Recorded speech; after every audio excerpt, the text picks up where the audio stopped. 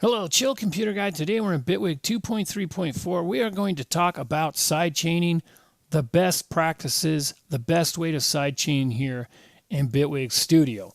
Let's go ahead and take a look. Now, as always, we're only going to use Bitwig native devices. A lot of these lessons or tutorials or videos that I do, I'm going to try to use Bitwig devices. That way you can follow along. There's no question if you have a certain thing. Now, there's many other plugin reviews and philosophies I have as far as you could spend $1 million now on VST instruments, but there's not that many you really need to get a very solid production level. Now what we have here is we have the compressor, the dynamics. It's the dynamics here. And this is a very visual plugin that is native to Bitwig Studio. And this is one of two ways now. There's two ways. Well, there's many ways to sidechain, but the two ways now are this dynamics, and we also have this new audio sidechain device. Okay, so there's those two different ways to sidechain. But more important than that is what are you using to signal, to trigger that compression? What you're using is super important. Now the standard is to use a big puffy kick drum. The problem with that is you can, if you want, filter out all the low end using an EQ, basically a high pass filter, because that low end is going to give the compressor false information. So what I recommend using is a signal with a fast attack and a quick decay. And what I actually prefer using is an E-hat. Okay? This is what I use to sidechain with. Now, again, it's a Bitwig native device, but what this is going to give is a clicking noise. Now, within the confines of this clicking noise, but not only can you generate a click with this, but you can control a lot of parameters of that click. If you want to give that click a little bit more decay, you can. For example, if we solo this and play this,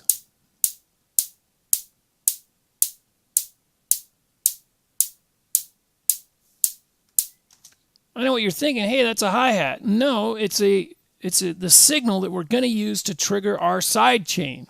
This is going to give us a very accurate signal for the dynamics plugin to grab onto. It's very definitive. There's no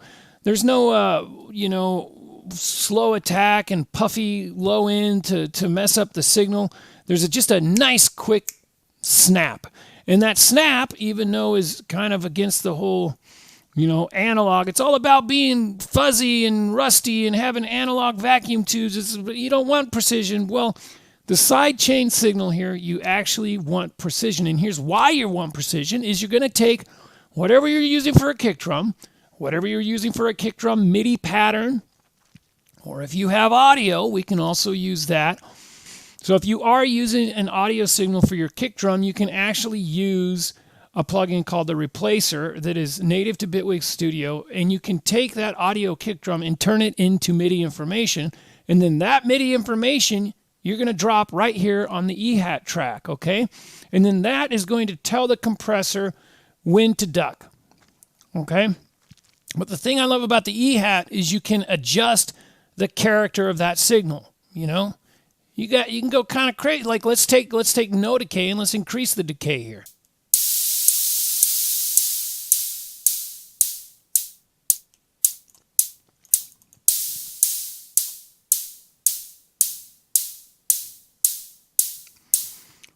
That to me is a really good signal for the compressor to grab onto. So as you can see, this MIDI information right here, these happen to be quarter notes. We're going to keep it quarter notes, keep it simple for now. But basically, you're going to drag whatever kick drum pattern you have, or whatever you want to sidechain. If you want to sidechain your snare drum pattern, you can do that, or whatever you want to sidechain. But you drag those MIDI notes, and again, if it's audio, I'm going to have a tutorial on how to turn audio into MIDI. But this is basically going to feed the E-hat, and then that signal is going to get sent to the dynamics.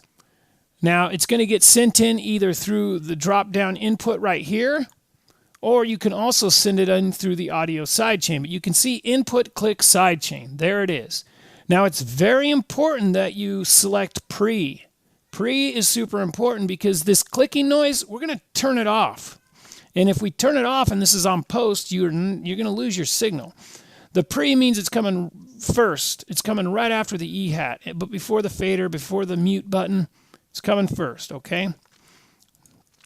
For now, I'm going to leave this with no input, and I'm actually going to put it on the actual Dynamics plugin. Again, go pre.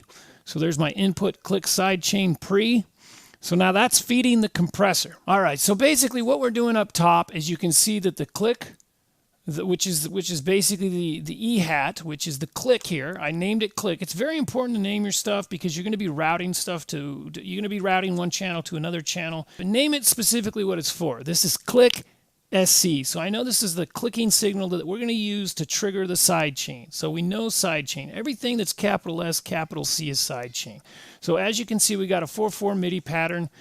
But under the input, no input, and under the output, there's going to be no output. In other words, you're not going to hear the E-hat. And that is why it was crucial that when we inputted that into the dynamics, that we went pre instead of post. Once you're done with that, what we're going to do is we're going to actually use white noise to sidechain. We're going to sidechain noise. Now, why I've chose noise is something that is very, very easy to hear what's going on dynamically with the compression, because there's no actual audio content other than noise. And so let's go ahead and listen to this noise here.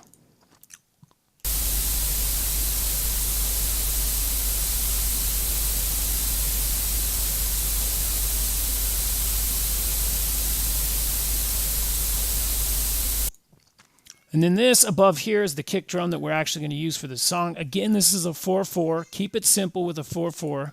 So let's listen to the two together.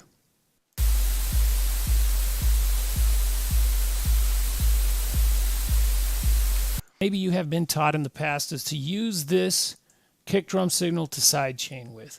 And the problem with that is it has somewhat of a slow attack and it has a long release. What this is going to do is this going to affect the sidechain signal to the point that it's not clear what's going on with your sidechain. And once you start to adjust the attack and release of your dynamics or your compression, this will really come through in the precision of the sidechain signal. So we're going to go ahead and mute that for now. All right, so if we go down here to the actual Dynamics plugin, and you notice that I'm not calling it a compressor, because the thing in Bitwig Studio, there is a compressor, but there's also a Dynamics. This is a Dynamics. This does more. This does upward compression, which we're going to have a tutorial on coming up, so be sure to subscribe to the channel so you don't miss that. The thing that I love about Bitwig devices is they are very visual. You can visually see what's going on with the signal. So as I lower the ratio and adjust the threshold, you're going to actually see on the left and also on the right, the blue line will represent the gain reduction, and that is actually showing you what's going on visually with the signal. So first off, let's take a look at the ratio and threshold affecting the white noise.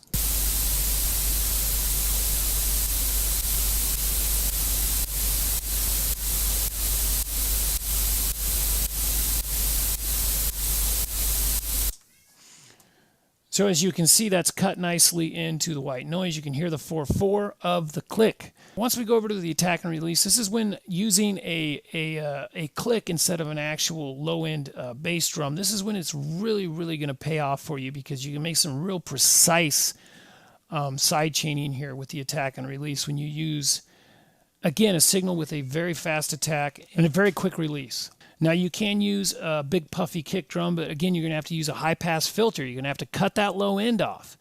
And with using a click, you don't have to worry about it. It's a very direct signal. So now we're going to adjust the attack and release, and you'll hear how precise you can get that side chain signal. Let's go ahead and play that.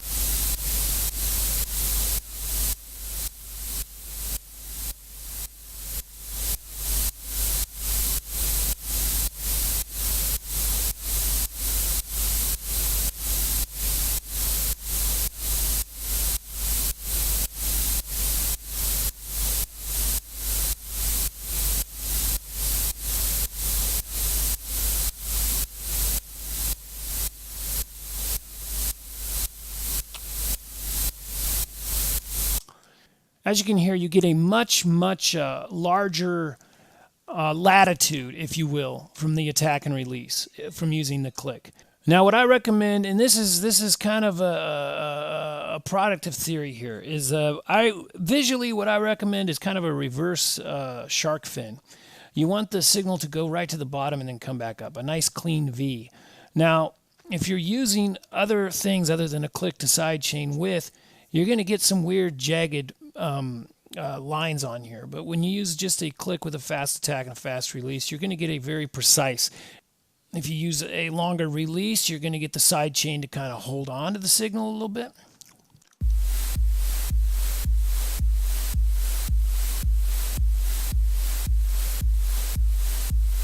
So as you can hear, you have tons and tons of control over your sidechain, but that's what I recommend. I recommend using your E-hat, and basically creating a clicking sound.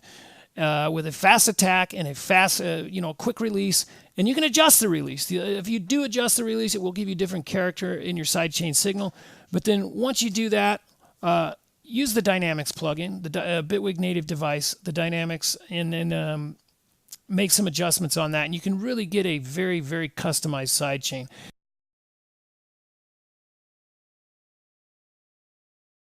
Sometimes you want your base signal sidechained a little deeper than like your pads. And so I strongly recommend and strongly support the idea of putting a different dynamics on each track that you want to sidechain, and then making adjustments based on the sound you're trying to get for each individual instrument. Now, when you use a sidechain bus, you don't have that option. Now, the Dynamics plugin here in Bitwig Studio takes pretty much close to zero DSP to run. So, put a Dynamics plugin on every channel of your mix if you have to, but you're certainly not going to sidechain every channel. But the channels you are going to sidechain, this is the best way to do it.